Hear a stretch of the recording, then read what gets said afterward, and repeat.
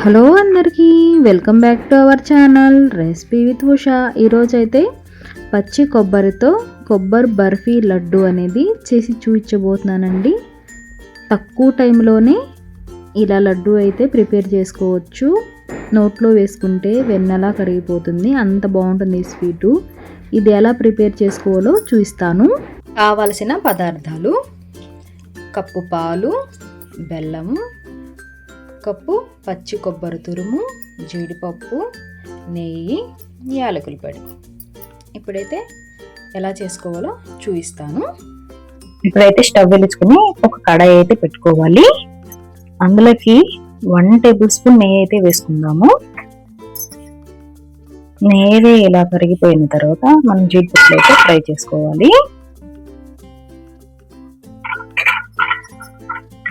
ఇలా ఫ్రై అయిపోయిన తర్వాత గిన్నెలోకి అయితే తీసేసుకుందాము.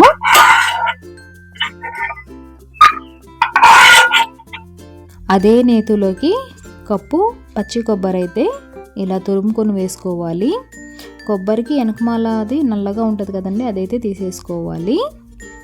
అప్పుడైతే లడ్డు అయితే సూపర్ టేస్టీగా ఉంటుంది.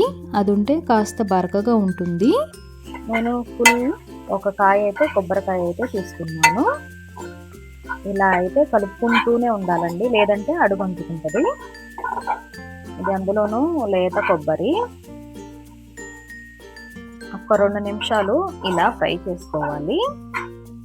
కాస్త కలర్ వస్తే సరిపోతుందండి కొబ్బరి అనేది. ఇప్పుడైతే కప్పు పాలు అయితే పోసేసుకోవాలి. పోసుకుని ఇలా ఒకసారి అయితే కలుపుకోవాలి. ఇప్పుడు ఇందులోకి 1/4 కప్పు వరకు బెల్లాన్ని అయితే వేసుకోవాలి.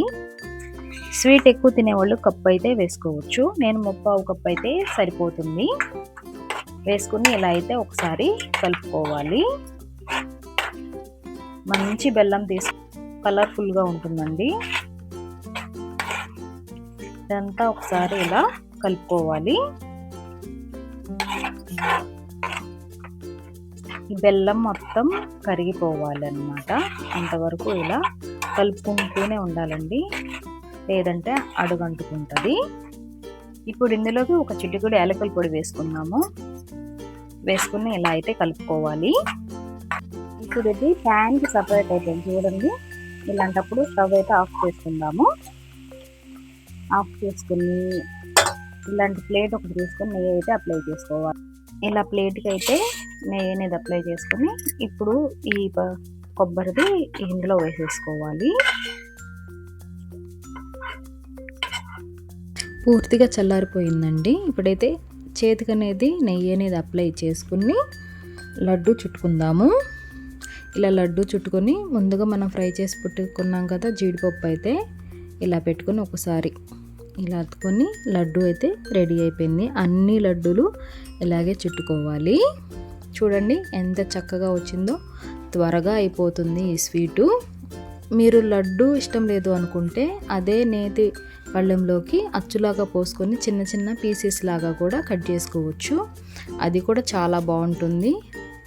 అదే ఎందుకులే అని చెప్పి నేను లడ్డు అయితే ప్రిపేర్ చేశాను.